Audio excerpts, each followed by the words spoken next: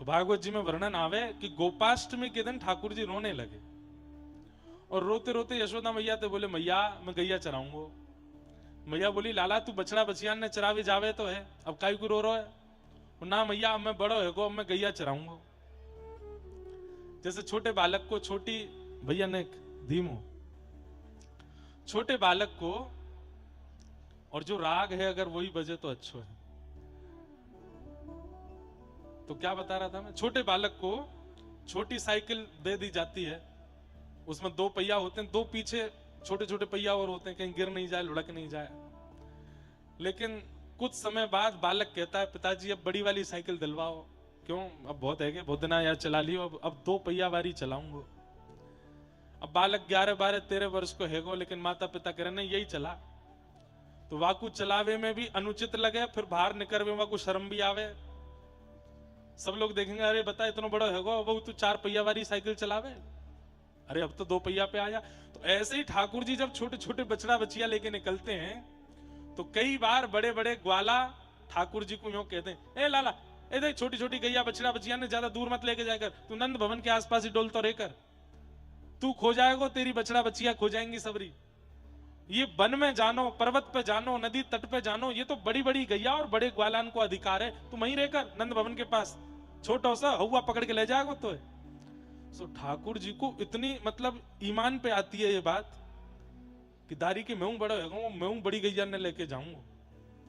ठाकुर जी है तो कहीं 11 वर्ष के, लेकिन देखने में नेक्से से ही है। मैया सो हट कर रहे, मैया मैं गैया चरावे जाऊंगा। हाँ हाँ,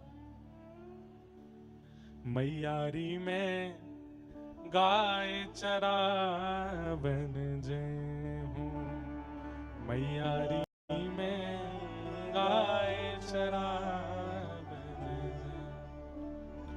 तू कहे मेहर नंद बाबा सो, तू कहे मेहर नंद बाबा सो। कल एक मैया हमको श्री परमानंद दास जी को पूरा साहित्य दे गई इतनो, और ये परमानंद दास जी कोई पद है। परमानंद दास जी क्या गा रहे हैं, ठाकुर जी कह रहे हैं मैया तू नंद बाबा ते कह दे। बोले कहा, तू कहे मेहर नंद बाबा सो, तू कहे मेहर नंद बाबा सो। बड़ो भयो ना डरे हूँ, बड़ो भयो ना डरे हूँ। मैया अब मैं बड़ो है कहूँ, मुझको डर ना लगे, अब तू बाबा समझा दे, वो आज मुझको बालक ही समझे। मैया मैयारी में गाय चरावन जे हूँ, मैयारी में गाय चरावन। ठाकुर जी कह रहे हैं मैया अब मैं बड़ा हो कहूँ, तू नंद बाबा समझा दे, अब मुझे डर ना लगे। इतने मैया बोली अरे लाला देख हुआ आगो पीछे से, सोई ठाकुर जी कूदे मैया की गोद में, मैया मुझे बचा। बोले तू तो कह रहा तू बड़े हो। ठाकुर जी सच में ना आयो का? बोले ना आयो। अरे मैया तू ऐसी मोते आनंद लेवे, अरे मुंह ना डर लगे। बोले हुआ बोल दूं तो तू ऐसा दबो दबो सो डोले, वहां वन में जाएगो, कभी अंधेरो होवे, कभी बारिश पड़ जाए, जोर की धूप निकले, बंचर जीव आ जाए, स्वयं की रक्षा तो कर ना पावे, गैया ने खाते चरावे को। मैया तू मुंह पे एक बार भरोसा करके देख ले, मैं सही में गैया चराऊंगा। मैया बोली मैं नहीं जान दूंगी, अकेलो छोरा मेरो खो जाएगा, अकेलो ना जाऊंगा। बोले तो बड़े बड़े हैं मेरे संग जावे वाले। बोले कौन है? बड़े बड़े नाम बता। श्री दामा आदि सखा सबन के, श्री दामा आदि सखा। और मैया तू कहेगी मैया ये श्रीदामा तनसुका मनसुका धनसुका मधुमंगल ये सब मेरे संग जाएंगे। मैया बोली वाह, बनचारण करवे जाएगो और बा में भी इन लूले लंगड़े ने लेके जाएगो संग में, ये स्वयं सबरे बावड़े, कोई को बोलवे को ठिकानो नहीं, कोई को चलवे को ठिकानो नहीं। मधुमंगल 24 घंटा भूखो ही बैठो रे, नंद भवन में केवल यूं देखवे आवे कहा बनो है और सबन ने खा जाए, ऐसे ने लेके जाएगो संग में। लाला बा एक तो स्वयं नेक्सोसो इतना डरपोक और अपने सखा भी ऐसे ढूंढ के लायो है। मैया तो इनते सलनाए पर रही? बोले नाए पर रही। तो हल धर संग ले जय हूं, मैया मोरी मैं हलधर संग ले जे मैया मैं दाऊ दादा संग में ले जाऊंगा, एक बड़ो मेरे संग है जाएगो, पर मैया गैया चरावे जय हूँ सो मैया मोरी गैया चरावे जय हो सो बंधुओं, ये भाव सुन के आपके मन में क्या भाव आ रहा है पता नहीं, पर मेरे मन में एक भाव आता है, हम जिसको प्राप्त करने के लिए माता पिता से लड़ें, वो वस्तु कितनी जरूरी होती है हमारे लिए, वो वस्तु कितनी आवश्यक होती है हमारे लिए। आजकल के बालक किसके लिए लड़ते हैं? कहीं पढ़ने जाना उसके लिए लड़ते हैं, कुछ पहनना उसके लिए लड़ते हैं, कुछ खाना है उसके लिए लड़ते हैं, कुछ पीना है, आदि आदि सब भावों के लिए लड़ते हैं। मतलब वो वस्तु इतनी जरूरतमंद लगती है बालक को कि उसके लिए वो सब कह देता है माता पिता से। लेकिन सौभाग्यशाली हैं व्रज की गैया, जिनके लिए ठाकुर जी यशोदा मैया से लड़ रहे हैं। सोचो, जिन गैयान की हम नेक परवाह ना करें, जिन गैयान की रक्षा के लिए हम नेक सजग नहीं है, उनके लिए ठाकुर जी यशोदा मैया के आगे रो रहे हैं, हाथ जोड़ रहे हैं, पाम पड़ रहे हैं कि मुझको इन गैयान के संग रहना है। हाँ,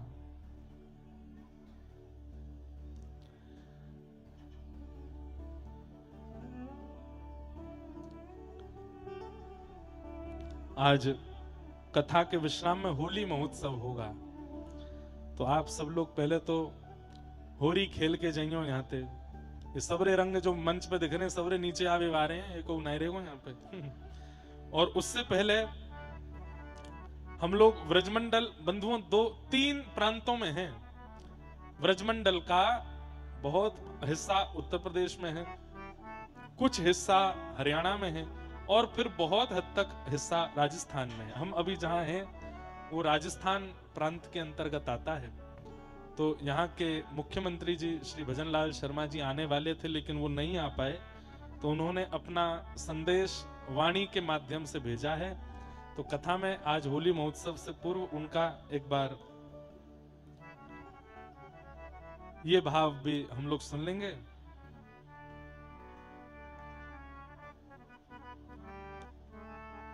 तो ये एक जानकारी है, तो इसलिए सब लोग सुन के जाइए। श्री दामा आदि सब सखान के संग जाऊंगा मैया, लेकिन तुम वो जान दे। मैं दाऊ दादा संग ले जाऊंगा मैया, लेकिन वो तू जान दे। जोर जोर से रोने लगे, हाथ पैर पटकन लगे। वंशी वट की शीतल छैया, वंशी वट की शीतल खेलत में सुख पई हूँ, खेलत में सुख पई हूँ। परमानंद प्रभु तृषा लगे, परमानंद प्रभु तृषा लगे। जब जमुना जल ही अचय हूँ, जब जमुना जल सारी व्यवस्था बता रहे ठाकुर जी। मैया तू चिंता मत करे। मैया कह रही लाला तू वैसे ही कारो, धूप में जाएगो और कारो हो जाएगो। मैया मैं कदम वृक्ष के नीचे ही रह करूंगा, ज्यादा धूप में ना डोलूंगा। तो प्यास लगेगी, पानी कहां पियोगे? मैया मैं यमुना जल को पान कर लूंगा। तो भूख लगेगी, मैया छाक लेके जाऊंगा, फलन ने तोड़ तोड़ के खाऊंगा। मैया तू मुझको जान दे। मैया बोली मैं ना जान दूंगी। सो ठाकुर जी इतनी जोर से रोए, नंद बाबा आ गए। नंद बाबा ने आए करके कही लाला तू काहे को रो रहा? ठाकुर जी बोले बाबा मैं गैया चरावे जाऊंगा। नंद बाबा बोले लाला अब तो को कैसे समझा मैं, तू जा चीज की जिद कर ले, माने ना है फिर कोई की बात है, रुक मुहूर्त दिखवाऊं मैं। गर्गाचार्य जी बुलाए। श्री गर्गाचार्य जी महाराज आए, बोले कहा बात है भैया नंद बाबा कैसे बुलाए? बोले लाला रो रहो गैया चरावे को, आप मुहूर्त देख दो बढ़िया, एक दिन बताए तो मैं लाला को कह दूंगा। गर्गाचार्य जी पंचांग खोल के बैठे, हंस करके बोले नंद बाबा तुम्हारो लाला मुहूर्त देख के ही रोवे, आज ही बढ़िया मुहूर्त है, आज गोपाष्टमी है, आज ही लाला को तिलक कर दो। लाला ये भी पतो है कि आज ही गोपाष्टमी है। गोपाष्टमी बंधुओं हमारे व्रज में प्रथम गौचारण चले नंद नंदन, पहली गौचारण गोपाष्टमी को की, पर मूल भाव से गोपाष्टमी गैया सुरभि गाय समुद्र मंथन में गोपाष्टमी के दिन प्रकट हुई, इसलिए गौ माता का प्रादुर्भाव दिवस है गोपाष्टमी। और श्री गर्गाचार्य जी महाराज बोले आज को दिन ही अच्छा है, यशोदा मैया बोली मेरे मन के कछु संशय पहले उनको दूर करो। बोले कहा? बोले मेरे लाला को सबरी गोपी ऐसी टुकुर टुकुर निहारे और ऐसी कशक नेत्रंते देखें, मैं तो याकू इतनी नजर गुजरनते बचाए के रखूं। अब लाला अकेलो वन में जावे को, जन कैसे कैसे राक्षस, कैसे कैसी गोपी, कैसे कैसे भावन से याकू देखेंगे, पकड़ेंगे, स्पर्श करेंगे, राक्षस आक्रमण करेंगे, कौन रक्षा करेगा मेरे लाला की? आप कोई ऐसी विधि या पूजन करवाए दो जाते मेरे लाला की सुरक्षा है जाए। तो श्री गर्गाचार्य जी महाराज बोले मैया तुम मानो तो एक योजना तो है मेरे पास। बोले कहा? बोले श्री वृषभानु जी महाराज की जो लाली है ना, बोले हाँ वो तुम्हारे लाला की एलादनी शक्ति है। बोले अच्छा। तो बोले वृषभानुनी नंदिनी श्री राधा रानी के कक्ष की जो दहली है वाको तो लाला से पूजन करवाए दो। और बोले जा सेज पर वृषभानु नंदिनी पौढ़े, वा सेज पर एक काली कामर बिछी भई है, वाकू कैसे उकर के ले आए करके लाला को उड़ाए दो। वहां से तुम्हारे लाला को कोई नजर नहीं लगेगी, कोई गुजर नहीं लगेगी, न को धूप ताप नहीं लगेगा, कोई राक्षस या को बाल बांको नहीं कर पाएगा। वो कारी कमरी बड़ी शक्तिशाली है। पर वहां पे प्रियाजू पौड़े वृषभानु नंदिनी लेटे, कैसे करके वह ले आओ। वो सामान्य नहीं है। देव आदिदेव महादेव शंकर जी ने अपने हाथ से गुथी है वो कारी कमरी, और वही कमरी की एक सूत कैसे पतो नहीं ब्रह्मा जी को मिल गयो। वही ब्रह्मा जी वह सूत को लेकर के नित्यवा को प्रणाम करें, नित्यवा को आराधन करें। वो कामर यदि आपके लाला के ऊपर डार दी जाए। ठाकुर जी गौचारण कैसे करने जाते हैं आज, जो ठाकुर जी आज बाबा बता रहे हैं ना राधा बाबरी वाले, ठाकुर जी जब घर से वन को जावे तब तो पूरा श्रृंगार करके निकले, क्योंकि यशोदा मैया ने सजाए। पर वन में जाए के थक जाए, हार जाए, तो मधुमंगल सीधामा ठाकुर जी को मुकुट उकुट उतार के सिर पर डांटो बांध दें, यहाँ पे कुंडल उंडल उतार करके यहाँ पे सुंदर पुष्प लगाए दें। ठाकुर जी को पसीना आ जाए तो चंदन घिसके ठाकुर जी के ऐसे थापो लगाए दें। सब्र श्रृंगारन को समेट करके कपड़ा में बांध लें, सुंदर वनमाला लेकर के लाला के गले में पहनाए दें। नीचे धोती बार बार मट्टी ते गंदी है रही, ऊंची ऊंची धोती पहनाए दें, और ऊपर की पीतांबरी उतार दें, और यहाँ कंधा पे कारी कमरी डाल दें, और एक फेंटा कमर पे बांध दें, वहां में बंशी धर दें, हाथ में एक लकुटी लेकर के वहां में एक गैया के पाम को नूपुर बांध दें, वो छम छम बजतो रहे। और ठाकुर जी के बढ़िया आंखन में सुरमा काजर लगाए करके लाला को चकाचक भोजन पवाए के, छाछ पिवाए के, मदमस्त करके तब चले। ये ठाकुर जी लौट के आमे, लौट के आमे तो ऐसे आमे। यशोदा मैया भी वाह झांकी को देख करके बलैया ले, अरे मेरो लाला कैसो चोको, अरे सुबह तो ऐसा दुल्हा से बनाए के भेजूं, शाम को आवे ग्वारिया बन के आवे, और मैया तो इतना भारी श्रृंगार कर दे मेरो, मुझे तो ऐसे ही अच्छा लगे गैया चरावे में। सबसे प्रिय श्रृंगार है ठाकुर जी का। ये गोपियां जो वेणु गीत गा रही हैं, ये उसी रूप को देख करके गा रही हैं जो रूप आज ठाकुर जी का वन में आप देख रहे थे। वैसे वास्तविकता तो ये है कि जो स्वरूप सरकार गए थे वो यशोदा मैया के श्रृंगार से, पर या भिंडला सखा को जो श्रृंगार कर दियो ये गहुचारण को श्रृंगार है। कहीं तक कोई भी कछु भी लेके आ रहा हो, मुंह पहना रहो। आज वो एक बाबा ले आयो, कछु यहाँ धर दे, नीचे यहाँ पे वो बांध दियो गैयान को, सो भाई मैं काजू बादाम धर दिए। एक बोले हम भाई आम भर दो सबरे काजू बादाम ने, बैठो बैठो ब्यास गुटुक तो रहेगो, गुटुक तो रहेगो। अभी हमारी ब्रज की भाषा है गुटुक तो रहेगो। जैसे पक्षी चुगते हैं ऐसे ब्रजवासी गुटुकते हैं। मुंह सुन के यूं लगी मैंने कि यार कोई वैल्यू ना है ब्यास की, गुटुक तो रहेगो बैठो बैठो। लेकिन भैया ये आनंद है, ऐसी कोई बात ना है। पर हमारी जो दशा कर रखी लोगन ने, कहीं तक कछु भी पहनाए के, ये दशा ग्वाल बाल कर दे लाला को वन में ले जाए करके। लौट के मैया पहले तो नाराज, पहले तो देख के सिहा जाए, अरे इतना सुंदर लग रहा हो, फिर बाद में गुस्सा, अरे जी कहा करे आयो सब श्रृंगार। तो मधुमंगल आवे, मैया देख तू इतना सुंदर बनाए कि मत भेजे कर। बोले तो बोले हवा ना हई डोले वन में, कोई ले जाएगी लाला तो ब्याह कर लेगी, या हमारे हम लाला को ऐसा बनाए दें कि कहीं कोई या कोई ले नहीं जाए। तो श्री गर्गाचार्य जी बोले भैया वो कारी कामर है जहां पे श्री जी पौढ़े, वाकू कैसे लेके आ जाओ। तब नंद बाबा, गर्गाचार्य जी और लाला तीनों गए बरसाने। पहले जाए करके तो दहली को पूजन कियो। वृषभानु बाबा ने आके कहा कर रहे हो आप हमारे घर की दहली की पूजन कर रहे हो। गर्गाचार्य जी बोले आप अब ये स्पष्ट तो बता नहीं सकते कि राधा रानी की कृपा के लिए पूज रहे हैं, तो बात बदल करके बोले आप ब्रजमंडल के सबसे बड़े ग्वाला हो, सबसे बड़े गोप हो। अब कोई नयो ग्वारिया पहली बार गैया चरावे जावेगो तो बड़े ग्वाला को प्रणाम करवे आवेगो ना, हमारे आपकी दहली को प्रणाम करवे लाला आयो है और ये प्रणाम करेगो, आप या को ऐसो आशीर्वाद दो, खूब चकाचक गौवंश बढ़े, खूब लाला के घर में दूध घी दही बढ़े, आप बड़े गोप हैं। भानु बाबा बोले अरे नंद बाबा कम छोटे गोप हैं, ये भी तो बड़े गोप हैं। बोले नहीं नहीं आपकी दहली पूजेगो, दहली पूज ले। अब गर्गाचार्य जी नंद बाबा कह रहे हैं, बोले वाह कैसे लेके आवे, वो जो सेज पे सोई हैं। तो गर्गाचार्य जी बोले देखो आपकी दहली पूजन तो है गई, अब आपके नगर की सबसे छोटी गोप कन्या वाके चरणन को पूजन भी करनो है। भानु बाबा बोले भैया हमने गैया चराई पर हमने तो ये सब कियो नहीं। बोले आप तो बड़े शुद्ध समय में भाई, आजकल राक्षस बहुत बढ़ गए हैं, ये हमारे लाला की नजर गुजर बची रही, हमारी सब जरूरी है। अच्छा राधा तो अभी सोई है, वही की करवाए दो पूजा। बोले कोई ना हम सोती वही की कर लेंगे। भीतर गए, ठाकुर जी ने जाके चरण वंदन किया, सोती भाई किशोरी जी की आरती करी, बलैया लई।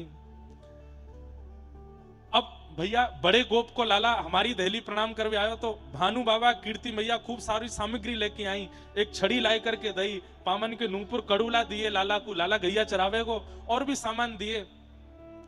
बड़े संकोच में नंद बाबा बोले अरे आप ये सब मत दो, हमारो एक चीज एक वस्तु पर मन आ गया वो दे दो।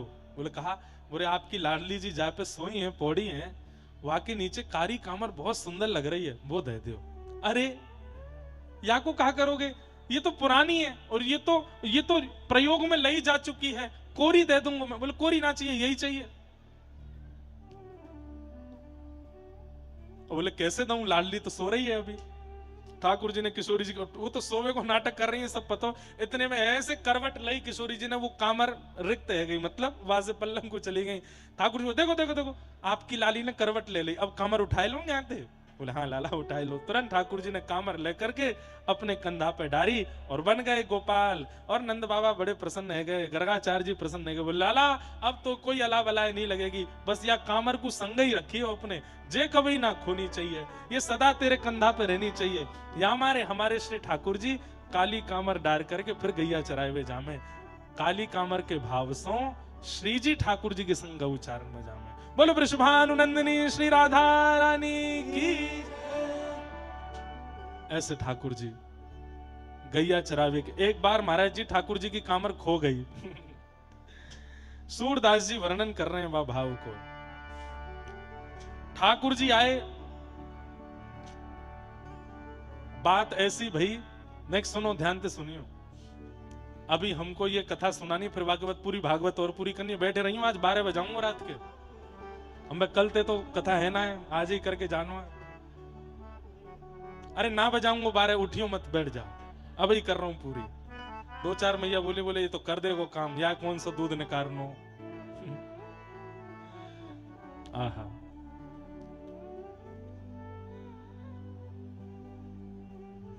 ठाकुर जी एक दिन अपनी कामर खोया है।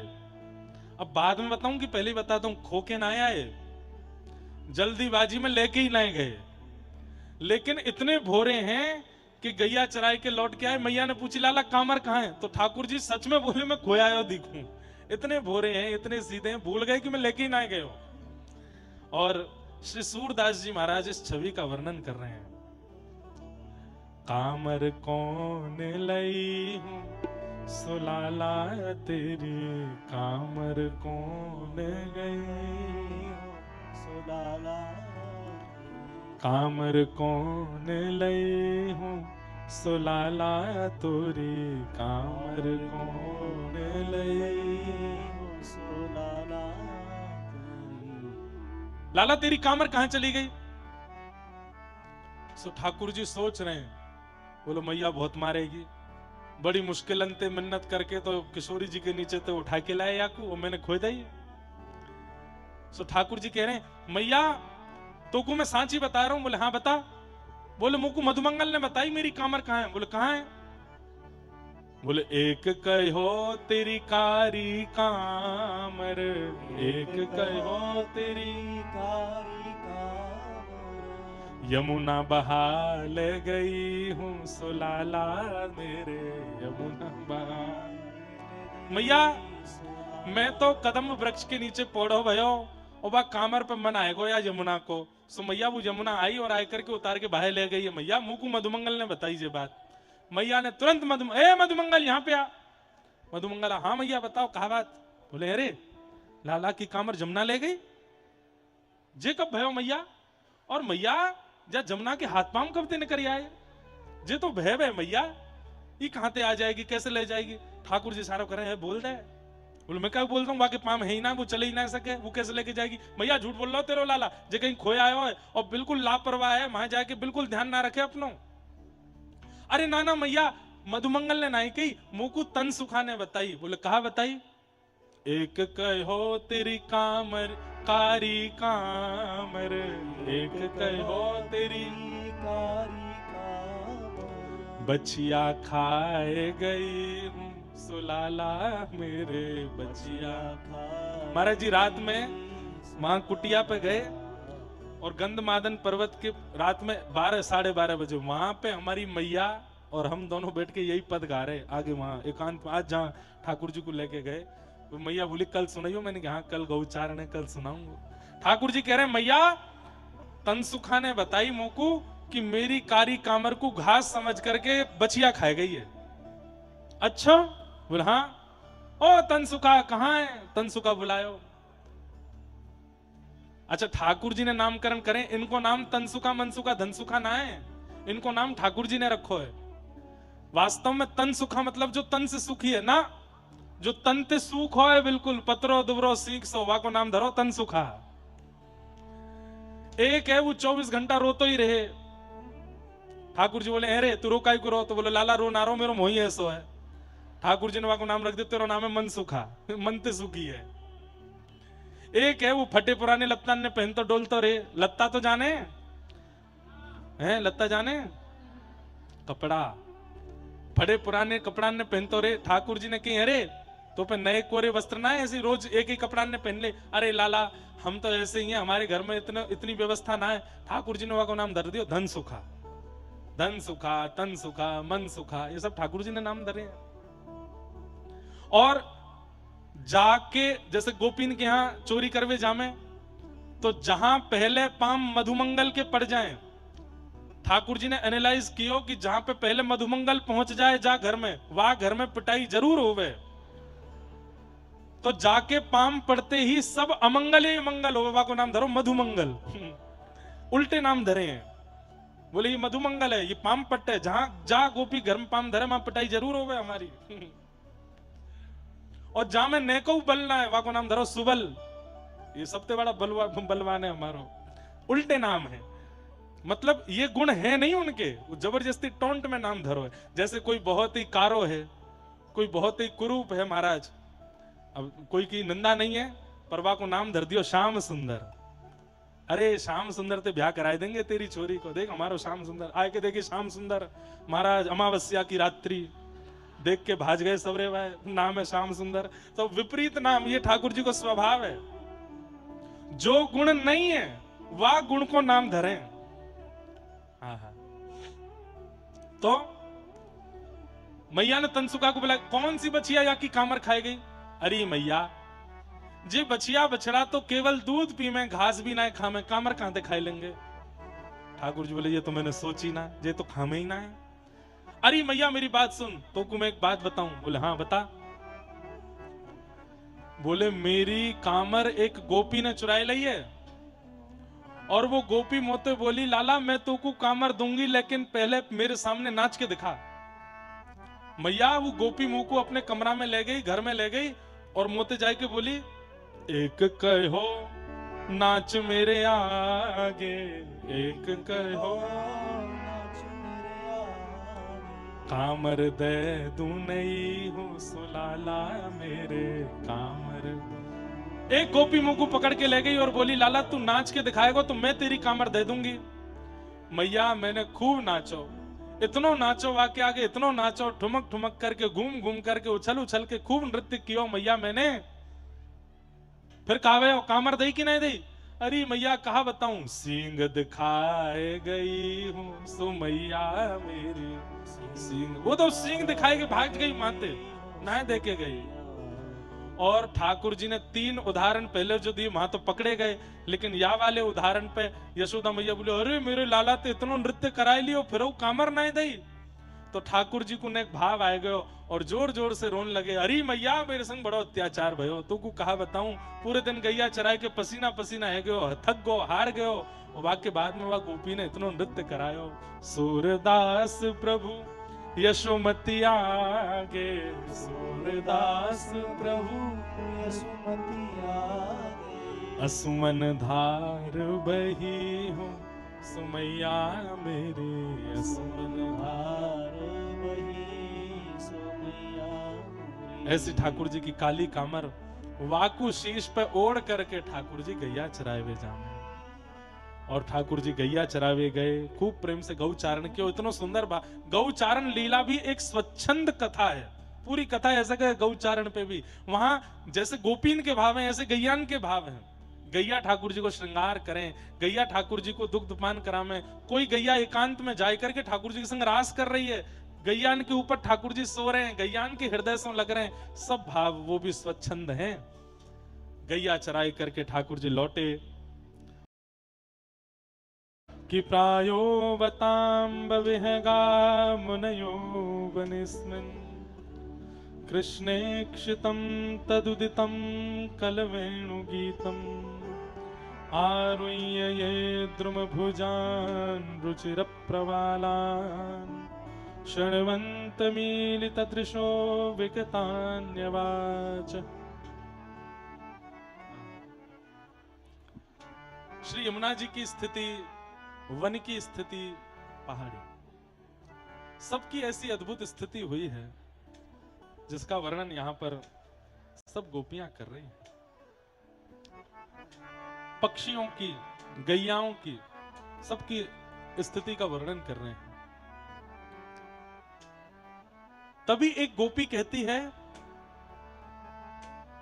कि श्याम सुंदर जब वनचारण करते हैं और वन में वेणु गीत, वेणु रव करते हैं, भैया ये आवाज का देखिए, वेणु रव करते हैं, उस समय एक विशेष प्रकार का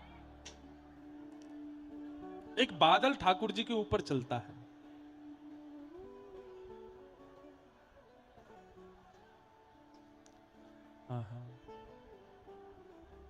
कि दृष्ट्वा तपे ब्रजपसून् सह राम गोपै सञ्चारयन्तमनुवेणुमुदीरयन्तम् प्रेम प्रबद्ध उदितः कुसुमावलीभिः सख्युर्वधात स्वपुषाम्बुदयात् पत्रम्। बहुत ध्यान से सुनना। गोपी कहती हैं, बोले जब श्याम सुंदर वन चारण करते हैं, वन में विचरण करते हैं, तब एक विशेष प्रकार का बादल जिसकी आकृति छतरी के समान है, वो श्याम सुंदर के ऊपर ऊपर ही भ्रमण करता है। जहां जहां श्री कृष्ण जाते हैं वहां वहां वो बादल ऊपर ऊपर ही चलता है। यानी कि कई बार गोपियों को यदि देखना होता है कि श्री कृष्ण कहां कौन सी दिशा में गए हैं, बहुत ध्यान से सुनो भैया, कलते तान दुपट्टा सोइयों, कोई परेशान ना करे, वो आज और सुन जाओ बस। गोपियां कहती हैं, अब एक तो भाव यह है कि ठाकुर जी जब गौचारण करने जाते हैं तो छाक अपने संग लेके जाते हैं, मतलब ठाकुर जी रोटी, मिर्च, गुड़, अचार और सुंदर सुंदर सामग्री संग में बांध के लेके जाते हैं। कई बार यशोदा मैया व्यस्त हो जाती हैं तो छाक रख नहीं पाती, तो ठाकुर जी से कहती हैं लाला तू चलो जा, मैं कोई गोपी के हाथ भिजवाए दूंगी। तो जब कभी भी ठाकुर जी छाक भूल के चले जाते हैं तो गोपियां बड़ी उत्सुक हो जाती हैं, अब यशोदा मैया हमें भेजेगी कि तुम जाओ लाला के काजे रोटी आदि सब लेकर के वहां पहुंचो, वाह भाव से वहां पहुंचो। तो गोपियों को कैसे पता चलता है कि श्याम सुंदर किस दिशा में गए हैं? गोपियों को कैसे अनुभव होता है कि श्याम सुंदर कहां गए हैं? तब या आज वेणु गीत में गोपियां इस बात का खुलासा कर रही हैं कि एक विशेष प्रकार का बादल है, वो ठाकुर जी के ऊपर ही ऊपर डोलता है जितनी देर ठाकुर जी घूमते हैं। तो नंद भवन से निकलते ही गोपियां आकाश में देखती हैं, कहां है वो बादर, वो श्याम वर्ण को गौर वर्ण को सो बादर, जा दिशा में होवे वही दिशा में गोपी चलती चली जाऊं, वही श्याम सुंदर मिल जाते हैं। तो आज गोपियां कह रही हैं कि कहीं श्याम सुंदर को बहुत उष्णता में सूर्य के प्रकाश से श्रम ना हो जाए। ठाकुर जी ऐसे सुंदर सुंदर आभूषण पहनते हैं, कहीं उन आभूषणों से सूर्य का स्पर्श होकर के वो आभूषण कहीं कष्ट ना दे में, इसलिए एक विशेष प्रकार का एक बादल ठाकुर जी के ऊपर छत्र बन करके घूमता है। जहां जहां श्याम सुंदर जाते हैं वो बादल छत्री बन करके चलता है। गौचारण करने जब जाते हैं, क्यों? क्योंकि पहले से ही ठाकुर जी इतने ज्यादा अव्यवस्थित होकर के निकलते हैं। अव्यवस्थित मतलब पादुका नहीं पहनते ठाकुर जी, निरावृत चरणों से जाते हैं गौचारण करने। आज श्याम सुंदर गौचारण करने गए थे सुबह। ये गौचारण लीला भी बड़ी सुंदर है। आज मैं गौचारण लीला से आया हुआ के बाद भी मेरे मन से निकल नहीं रही गौचारण, ऐसी मन में बैठ गई घर करके कि गोपियां कह रही हैं कि वृंदावनम सखी भुवो वितनोति कीर्तिम यद्देवकी सुतपदाम्बुजलब्ध लक्ष्मी गोविंद वेणुमनुमत्त मयूर नित्यम प्रेक्ष्यादृशान् वपरतान् समसस्त सत्वम् धन्यास्म मूढमतयोऽपि हरिण्य एता यानन्दनन्दनमुपात्त विचित्रवेशम् आकर्ण्य वेणुरणितं सह कृष्णसारः पुंजां दधुर्विरचितां प्रणयावलोकैः।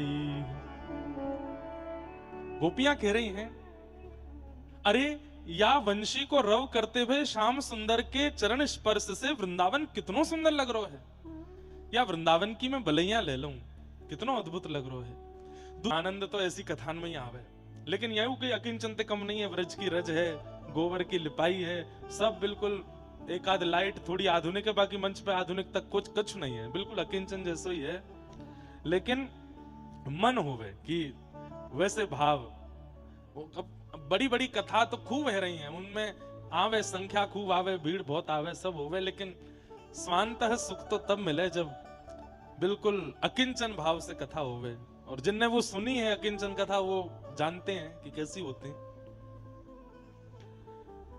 तो हिरनिया कृष्णसार नाम के अपने पतियों के पास जाती हैं और जाकर के कहती हैं कि हम श्याम सुंदर के समीप जाना चाहती हैं, पर हमें डर लग रहा है। बोले क्यों?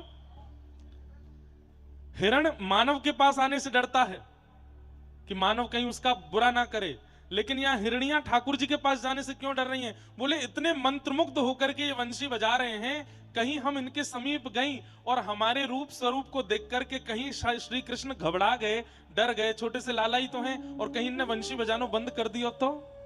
बंधुओं, प्रेम का मतलब सामिप्य नहीं होता।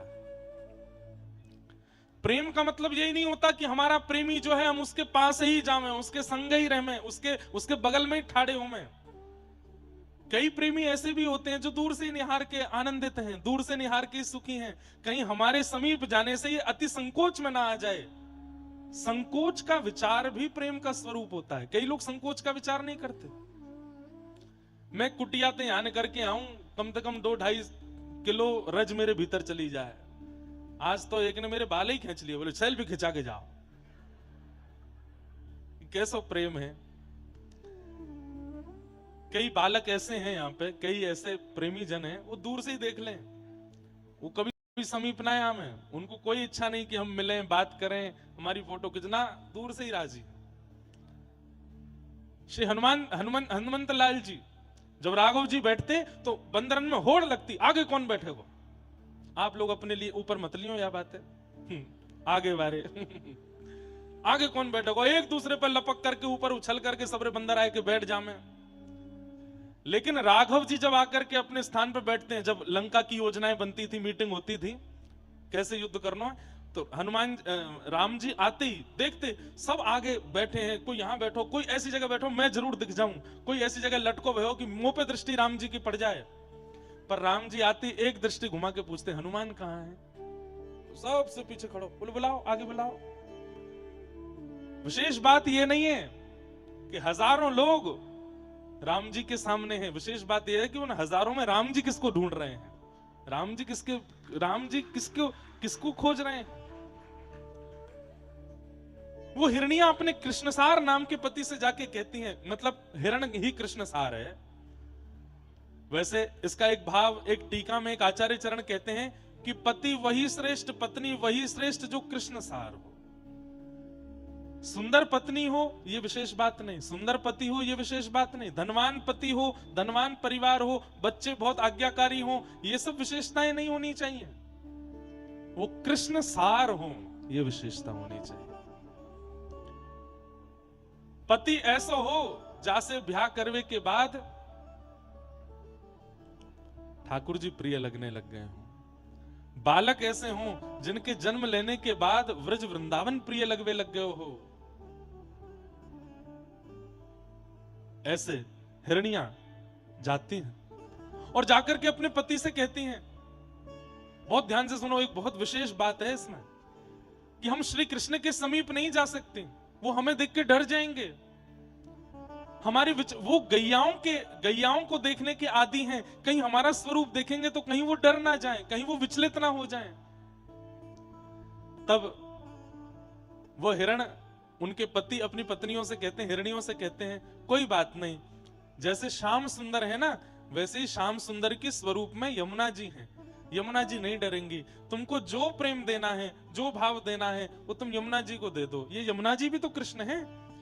तो हिरनियां क्या करती हैं, हिरण की नाभि में कस्तूरी होता है, अति सुगंधित कस्तूरी, तो वे सारी हिरनियां जाकर के अपनी कस्तूरी श्री यमुना जी में प्रवाहित कर देती हैं श्याम सुंदर के भाव से, क्योंकि यमुना जी भी श्याम सुंदर है। महाराज जी इतना सुंदर भाव है, अभी आप सुनेंगे आपके रोंगटे खड़े हो जाएंगे, नेत्रन से अश्रु आ जाएगा। हिरनियों ने जाकर के अपनी कस्तूरी यमुना जी को दे दी। तभी दूसरी गोपी कहती है, बोले अरे तुम हिरनियों को देख रही हो, ऊपर वृक्षों पे इन पक्षियों को तो देखो, ये कैसे श्याम सुंदर को चुपचाप निहार रहे हैं। अच्छा एक बात, एक बहुत समझने योग्य बात है कि भगवान श्री कृष्ण की व्रज की लीला का बहुत गूढ़ प्रतिपादन वेणु गीत में गोपियां करती हैं। गोपियां कहती हैं जब व्यक्ति चलता है ना तो बहुत शोर होता है। अब इतने सारे लोग, अभी यहां हजारों लोग बैठे हैं, हम एक संग अगर चलें कि चलो डीग तक चल रहे, कितना हल्ला होगा पूरे रास्ता में। लेकिन गोपियां वेणु गीत में वर्णन करती हैं 9 लाख गोपियां नंद भवन, 9 लाख गैया नंद भवन की, और कम से कम 2-3 लाख गैया पूरे गोकुल की, और कम से कम 1000-1500 ग्वाल बाल। इतने लोग ठाकुर जी के संग गौचारण में चलते हैं। लेकिन गोपियां कहती हैं यदि कोई आंख बंद करके बैठा होगा तो उसे पता नहीं चलेगा कि श्याम सुंदर सामने से निकल गए। क्यों? बोले इतने मदमस्त होकर के चलते हैं, इतने धीमे धीमे चरण रख करके चलते हैं। क्यों? श्याम सुंदर के नूपुरों की ध्वनि, श्याम सुंदर की क्षुद्र घंटिका की ध्वनि, श्याम सुंदर बीच बीच में वेणु राव करते हैं, उसकी ध्वनि सुनने के लिए सब लालायित रहते हैं। इसलिए ग्वाल बाल भी कैसे चलें, जब तक ठाकुर जी नहीं बात करें तब तक ग्वाल बाल भी शांति से चलें। और यदि सामने कोई पत्र आ जाए, सूखो पत्र आ जाए, पाम रखते ही आवाज आवेगी तो ग्वाल बाल पहले ही वाको हटाते भय चलें कि श्री कृष्ण चल रहे हैं, इनकी नूपुर की ध्वनि आ रही है, इनकी कमर मटक रही है तो क्षुद्र घंटिका की ध्वनि आ रही है, ये बीच बीच में वंशी बजाने लगे, वाक्य ध्वनि आ रही है। और कुछ नहीं तो ठाकुर जी चलते चलते कभी कभी कछु गुनगुनावे लगे, कभी हुंकार कैसे कहते हैं, ऐसे करके कभी गाते चलें।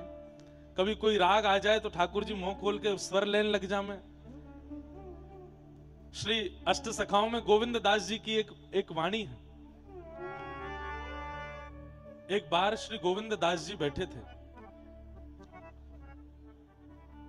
और सामने गुसाई श्री विठलनाथ जी बैठे थे और गोविंद दास कुछ गा करके सुना रहे थे। महाराज जी बहुत सुंदर कथा है ये। गोविंद दास कुछ गा करके सुना रहे थे तो गाते गाते गाते सामने बैठ के गुसाई जी सुन रहे हैं, कोई राग अलाप रहे थे, गाते गाते गोविंदास रुक गए और ऐसे बगल में देख के बोले, कोई नहीं है बगल में, देख के बोले, ए लाला एस्केप करे, ढंग ते गा, स्वर में गा, एक कंसरो बेसरो मत होवे। तो सामने बैठे गुसाई जी बोले, ए गोविंदा,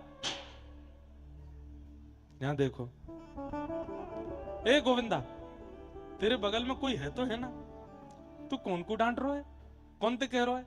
तो श्री गोविंदास जी बोले, अरे जय जय, आपको ना दिख रहा हो, इन 100 नंद जी को लाला बैठो है और मेरे बगल में बैठ करके कान पे हाथ धर के गाय रो है, और गाते गाते बीच बीच में स्वर जानबूझ के बिगाड़ रहा है। ये हमारे बाबू डांट रहा हूं कि नहीं ढंग ते गा। ये बात सुनते ही गुसाई जी के नेत्र सजल हो गए। बोले, हे गोविंदा सुन, ठाकुर जी को श्रमित मत करे, उनको गान दे जैसे गा रहे हैं, मुंह को बस अचक यहीं आसपास डोल रहे हैं। ये देखो, कुछ भी आर्टिफिशियल नहीं है, लो असली के पक्षी आए गए।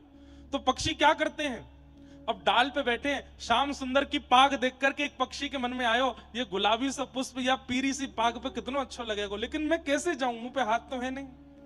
तो अपनी चोंच से उस पक्षी वो उस पुष्प को तोड़ लेता है और तोड़ करके ऐसी दिशा में खड़ा होता है कि उसकी चोंच में लगा हुआ वह पुष्प उसके नेत्रों से ऐसा दिखे कि ये पाग पे धर दिया है। लेकिन श्री कृष्ण तो आगे बढ़ जाते को जाके वो भी यमुना जी में प्रवाहित कर देता है। तभी तीसरी गोपी बोलती है, नेक नीचे तो देखो, यहां कृष्ण की वंशी में लगो है, तो उगल तो या मारे नहीं रहे कि भैया हमारी मैया ने कृष्ण की वेणु सुनकर के या दुख प्रकट कियो है, तो ये प्रसाद है और प्रसाद को उगलना नहीं चाहिए। तो बोले पी क्यों नहीं रहे? बोले पी हमारे नारे 1 सेकंड के काजे गटकेंगे, उतनी देर के काजे मन गले पे लगाना पड़ेगा, तो मन कृष्ण की वंशी से हट जाएगा। ये हमारे पी भी नहीं रहे, तो मुंह में धर के बैठे। भैया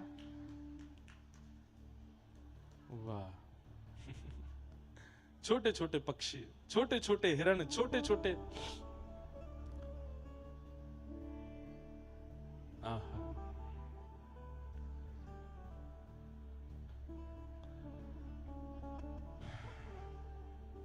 धन्यास्म मूढ़मतयोऽपि हरिण्य एता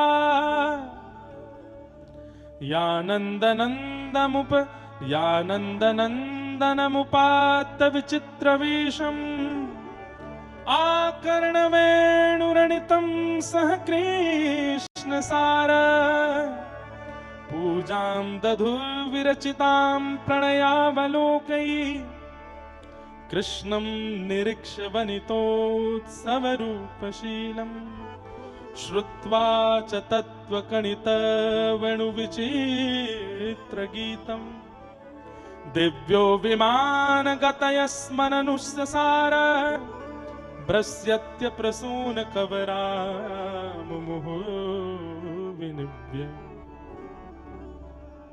एक गोपी बोली, तुमने गैया देखी, हिरन देखी, तुमने पशु पक्षी देखे, तुमने सब देख लिए, तुमने वृक्ष देखे, तुमने वृंदावन देखो, अरे ऊपर देखो। बोले ऊपर कहाँ है?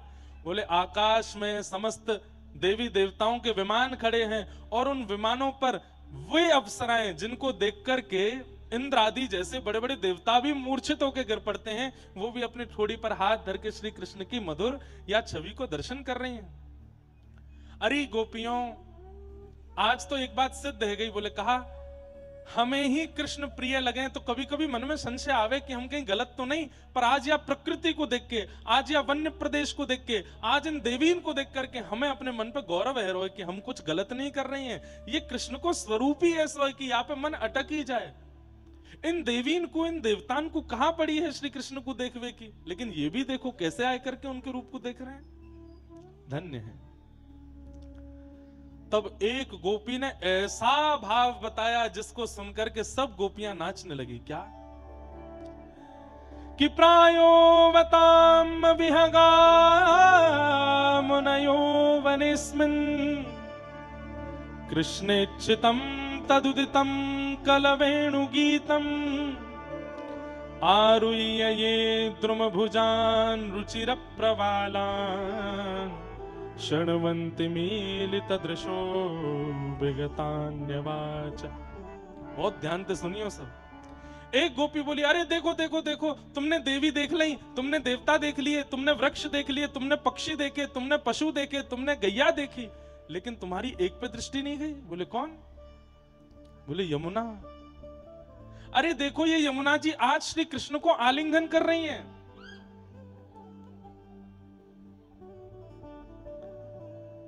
आज ये कृष्ण को आलिंगन कर रही हैं।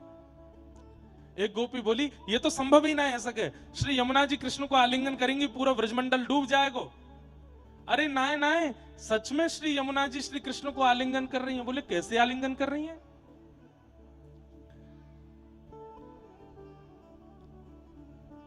तब वो गोपी कह रही है, जैसे ही श्री कृष्ण ने वेणु रव कियो तो वेणु रव होते ही गैयाओं के थनों से अविचल दुग्ध धार बहने लगी और वो बह करके यमुना जी की ओर जाने लगी। 9 लाख गैयाओं का दूध जैसे यमुना जी में गया, सांवरी यमुना जी आज गोरी है गई। और जैसे यमुना जी गोरी भई तो प्रकृति को लगो कि श्री कृष्ण आए हैं तो मिलवे के काजी श्री किशोरी जी आई हैं।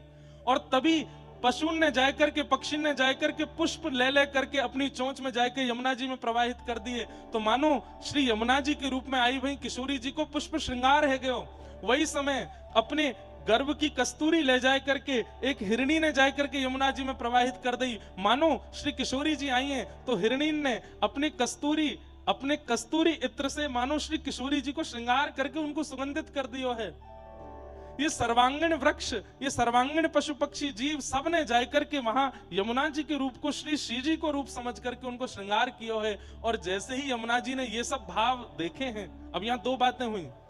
यमुना जी श्री जी के रूप में है, उनको श्रृंगार है गयो। दूसरे सारे पशु पक्षी अपनी वस्तु ठाकुर जी तक नहीं पहुंचा पा रहे तो सबने यमुना जी को दे दियो। तो यमुना जी ने तभी मन में विचार किया कि मैं अगर यमुना बनकर के प्रकट होंगी तो फिर निकुंज में ये विक्षेप है जाएगो। लेकिन दुग्ध के कारण अब मैं गौर वर्णा है गई हूं, यानी कि मुंह पे अब श्री जी आई गई हैं। तो श्री जी के रूप में श्री यमुना जी प्रकट है गई। सारे पुष्पन से उनको श्रृंगार है गयो, कस्तूरी को इत्र उनने लगा लियो। जैसे ही श्याम सुंदर ने नेत्र खोल करके देखो कि श्री यमुना जी नहीं, ये तो श्याम सुंदरा श्री प्रिया जी आई हैं। तुरंत श्याम सुंदर उनके समीप गए और जाकर करके अपने हृदय से लगाने लगे। इतने में ही जितने पुष्प थे, जितने कस्तूरी के भाव थे, जो दुग्ध गैयाओं का प्रकट हुआ था, आदि आदि जो भी सामग्रियां यमुना जी में प्रवाहित हुई थी, जो प्रकृति प्रत्यक्ष कृष्ण को नहीं दे पा रही थी, यमुना जी ने जाकर के वो समस्त वस्तुएं श्री कृष्ण को प्रदान कर दी। और श्री निकुंज भाव से आज यमुना तट पर मधुर मिलन श्री ठाकुर जी का यमुना जी से, किशोरी जी से, प्रकृति से, गैया से, हिरण से, पशु पक्षियों से, सबसे हुआ है। गोपियां उसका भाव देख रही। कितना सुंदर है वेणु गीत। लोग गोपी गीत गाते हैं, लोग गोपी गीत के पीछे अपना खूब पाठ करते हैं, सब उसके प्रवचन सुनते हैं, कथा सुनते हैं, पर गोपी गीत में जो भाव प्रकट हैं किशोरी जी के, सब गोपियों के चित्त में, उसकी भूमिका, उसका प्रारंभ तो वेणु गीत से हुआ है। इसलिए वेणु गीत सुने बगैर यदि कोई गोपी गीत में प्रवेश करना चाहेगो, उतने सुंदर भाव नहीं बन पाएंगे। इसलिए वेणु गीत पहले सुनना पड़ेगा, क्योंकि इस वेणु गीत में गोपियां पशुओं को, पक्षियों को, वृंदावन को, यमुना जी को, प्रकृति को, समग्र ब्रजमंडल को प्रणाम करके हृदयस्थ कर रही हैं। और जब सब हृदयस्थ हो जाएंगे तब हृदय ही निकुंज बन जाएगा और वह निकुंज में श्री प्रियतम आकर के रास विहार करेंगे। अब जाने निकुंज हृदय में नहीं बनायो, वो सीधे ठाकुर जी के बाद निकुंज में प्रवेश करना चाहे कैसे? आप निकुंज में प्रवेश नहीं कर सकते, आप निकुंज को निर्माण करो, ठाकुर जी प्रवेश करेंगे आपके निकुंज में। वह निकुंज में प्रवेश आप नहीं कर पाओगे जो ठाकुर जी को रचित है। आप तो अपने हृदय में कुंज बनाओ, ठाकुर जी को वहां आमंत्रित करो, ठाकुर जी का उदना आमेंगे। यमुना जी को ऐसा रूप प्रकट भयो है। आहा, सरस निकुंज के आचार्य कल आए थे परसों। उसी परंपरा के एक आचार्य ने एक गजल लिखी है, सद्गुरु शरण में, सद्गुरु शरण में। सब लोग ध्यान से सुनो। सभी फल मिलेंगे, गुरु मिल गए तो युगल भी मिलेंगे, सद्गुरु शरण में सभी फल मिलेंगे, गुरु मिल गए तो युगल भी मिलेंगे। बहुत सुंदर भाव है। गुरु प्राप्त हो गए, सदगुरु मिलना क्या होता है? गुरु मिलने का मतलब गुरु दीक्षा नहीं होती। गुरु की हमारे प्रति प्रसन्नता को गुरु मिलना कहते हैं। गुरु तो हजारों को दीक्षा देते हैं, पर जिससे गुरुदेव प्रसन्न रहते हैं उसको गुरु मिले हैं वास्तव में। और ऐसे जो भी हैं जिनको गुरु मिल चुके हैं, महाराज जी कह रहे थे हम तो जा रहे थे जटेरी से भी, लेकिन यहाँ के सब वैष्णवों के भाव देख करके रुक गए। ये होता है गुरु प्राप्त होना। मनोरथ सफल होंगे, घबराना ए दिल, मनोरथ सफल होंगे, सब गा सकते हो। मनोरथ सफल होंगे, घबराना ए दिल, मनोरथ सफल होंगे, घबराना ए दिल। ओ मनोरथ सफल होंगे, घबराना ए दिल, मनोरथ सफल होंगे, घबराना। बहुत अच्छे शब्द हैं। न प्रीतम मिले आज तो कल मिलेंगे, गुरु मिल गए तो युगल भी मिलेंगे। न प्रीतम मिले आज तो कल मिलेंगे, गुरु मिल गए तो युगल भी मिलेंगे। सद्गुरु शरण में सभी फल मिलेंगे, गुरु मिल गए तो युगल भी मिलेंगे। सद्गुरु शरण में सभी फल मिलेंगे, गुरु मिल गए तो युगल भी मिलेंगे। न प्रीतम मिले आज तो कल मिलेंगे, गुरु मिल गए तो कौन मिलेंगे? युगल भी मिलेंगे।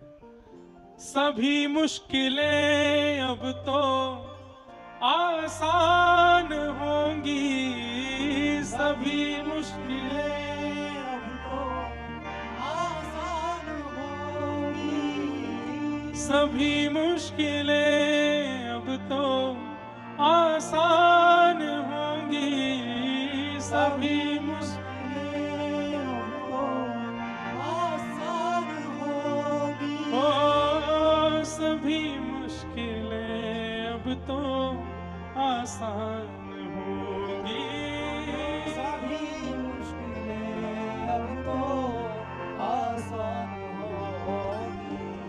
हमारी समस्याओं के हल मिलेंगे, गुरु मिल गए तो युगल भी मिलेंगे।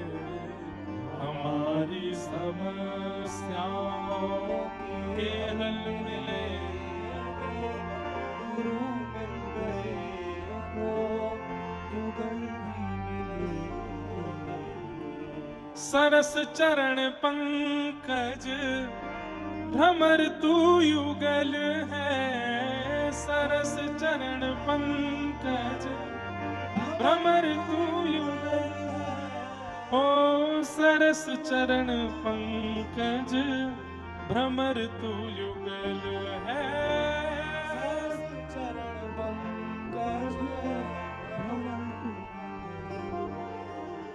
महल मौज के अब, महल मौज के अब सहल भी मिलेंगे, गुरु मिल गए तो युगल भी मिलेंगे। सद्गुरु शरण में सभी फल मिलेंगे, गुरु मिल गए तो युगल भी मिलेंगे। बस ये भाव मन में रखना है। जटेरी वालों को गुरुजी भी मिल गए, युगल भी मिल गए हैं। यहाँ युगल बिहारी लाल भी विराजमान हैं, ऐसे महापुरुष भी विराजमान हैं। उनकी कृपा से यहाँ पर संत भी आ रहे हैं, कथा वक्ता भी आ रहे हैं, वैष्णव भी आ रहे हैं, राजनेता भी आ रहे हैं, भक्त भी आ रहे हैं, सब आ रहे हैं। बस ये कृपा है बस इस कृपा का आप सब लोग आनंद लेते रहें। अब हम कथा सूची पूरी करके भागवत जी के विश्राम श्लोक बोल करके कथा को विश्राम देंगे। आज कल हम लोगों ने श्रवण किया ठाकुर जी का, परसों गोवर्धन पूजा, तत्पश्चात भगवान ने रास विहार किया। रास बिहारी ठाकुर जी ने फिर मथुरा प्रस्थान करके कंसवध किया। उग्रसेन को राजा बना करके ठाकुर जी सांदीपनी विद्यालय पढ़ने के लिए गए। तत्पश्चात लौट करके व्रज आए तो श्री उद्धव जी को किशोरी जी की सुध लेने भेजा। उद्धव जी को प्रेम का पाठ पढ़ा करके ठाकुर जी ने अनेक युद्ध किए मथुरा में, जहां पर एक विशेष युद्ध ठाकुर जी का कालनेमी के साथ में हुआ और जरासंध के साथ में हुआ। उन युद्धों को विश्राम करके एक युद्ध में युद्ध करते करते ठाकुर जी रण छोड़ करके द्वारिका को प्रस्थान कर गए। बोलो द्वारिकाधीश की। वहां जाकर के रेवत राजा की पौत्री के साथ में, रेवती महारानी के साथ में श्री बलराम जी को विवाह भयो। बोलो पूछरी के श्रीनाथ जी की जय हो। हमारे आज श्री गोवर्धन में विराजमान पूछरी के श्रीनाथ जी के मुखिया जी पधारे हैं। आप वो स्थान है जहां हमारे गिरधर लाल जी जब पहली बार आए थे, तो जब श्रृंगार था नहीं गिरधर लाल जी के पास, तो श्री पूछरी के श्रीनाथ जी के मुखिया जी ने लाल जी को प्रथम श्रृंगार किया। ऐसे हमारे मुखिया जी आए हैं, बहुत बहुत उनको अभिनंदन प्रणाम। जय हो जय हो। संभल के, मंच पर खूब सारे खरगोश भी हैं। पूछरी के श्रीनाथ जी बड़े अद्भुत दर्शन हैं और हमारे गिरधर लाल जी के बड़े संस्मरण हैं। प्रारंभिक समय पर जब लाल जी आए थे, श्रृंगार भी वहीं हुआ, पहली बार वस्त्र भी ठाकुर जी ने वहीं प्राप्त किए, प्रथम प्रसाद भी ठाकुर जी ने व्रज में आके वहीं पाया हमारे गिरधर लाल जी ने। तो बड़े बड़े संस्मरण हैं श्रीनाथ जी के साथ। वहां के मुखिया जी आए हैं, खूब खूब सब लोग करतल ध्वनि बजा के इनको स्वागत करो, इनको अभिनंदन करो। हम कथा को पूर्णता पर ले चलें।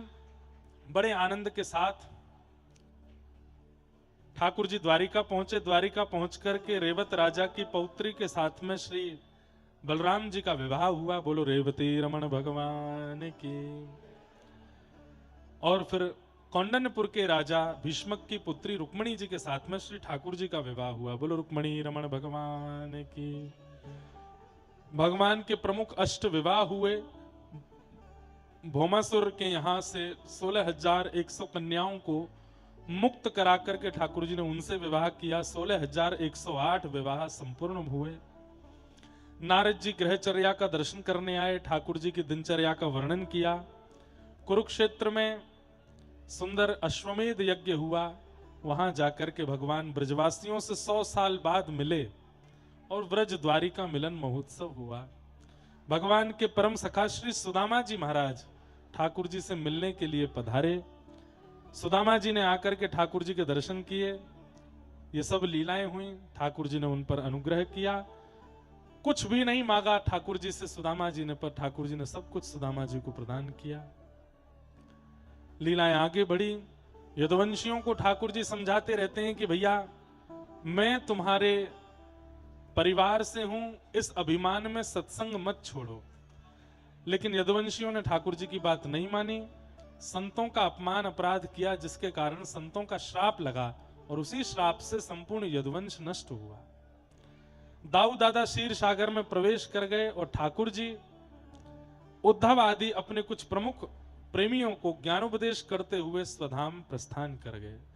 बोलो बाल कृष्ण लाल की, द्वारिकाधीश की। उद्धव जी महाराज ने कहा, नाथ आप चले जाएंगे तो हम किसके सहारे जिएंगे? तब ठाकुर जी ने आज्ञा करके कहा, तिरोधाय प्रविष्टोयम श्रीमद् भागवतार्णवम।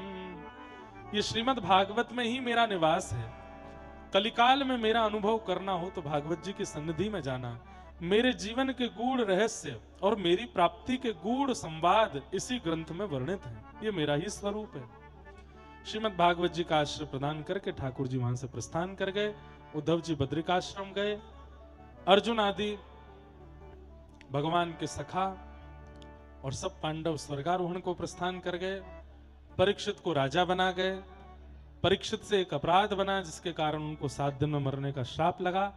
शुकाचार्य जी से कथा सुनकर के श्री परीक्षित जी महाराज कृतकृत्य हुए। आज तक्षक सर्प के स्पर्श से परीक्षित जी का भगवत धाम गमन हुआ। शुकाचार्य जी प्रस्थान कर गए। सबने श्री परीक्षित जी को चतुर्भुज रूप में विमान में आरूढ़ होकर के भगवत धाम जाते हुए दर्शन किया। सब भागवत जी की जय जयकार करने लगे। बोलो भागवत महापुराण की, श्री सुखदेव जी महाराज की, श्री परीक्षित जी महाराज की। मार्कंडेय ऋषि को भगवान के प्रलय कालीन समय का दर्शन करना था। ठाकुर जी ने उनको दर्शन कराया। करार बिंदेन पदार बिंदम मुखार बिंदे विनवेशयन्तम वटस्य पत्रस्य पुटे शयानम बालम मुकुंदम मनसा स्मरामि। श्री कृष्ण गोविंद हरे मुरारे, हे नाथ नारायण वासुदेव।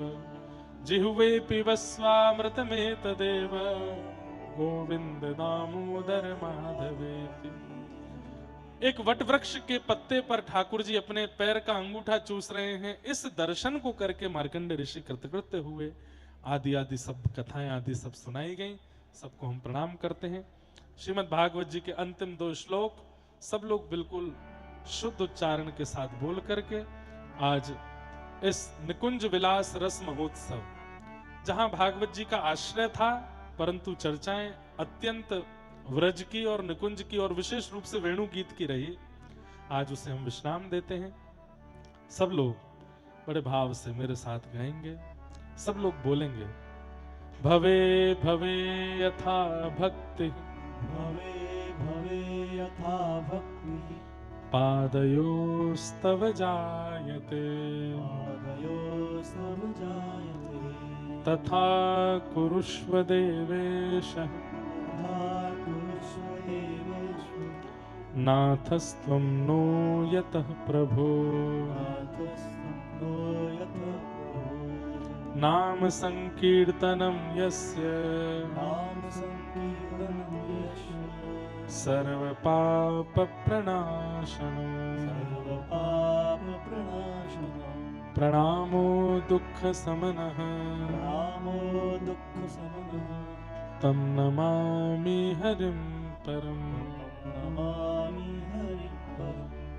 जय जय श्री राम, बोलो वृंदावन बिहारी लाल की जय, श्री गोवर्धन नाथ की जय, गिरिराज धरण की जय, श्याम सुंदर श्री यमुने महारानी की जय, श्री जटेरी धाम की जय, श्री राधा कुंज बिहारी लाल की जय, गंधमादन पर्वत की जय, श्री भद्र विशाल भगवान की जय, केदारनाथ भगवान की जय, श्री गोकुल चंद्रमा जी महाराज की जय, जय जय श्री राम।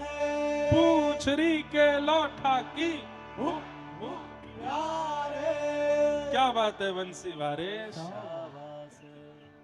सबको प्रणाम करते हैं। रजरानी को प्रणाम, रसरानी को प्रणाम, आए हुए सब संतों को, ब्रजवासियों को प्रणाम।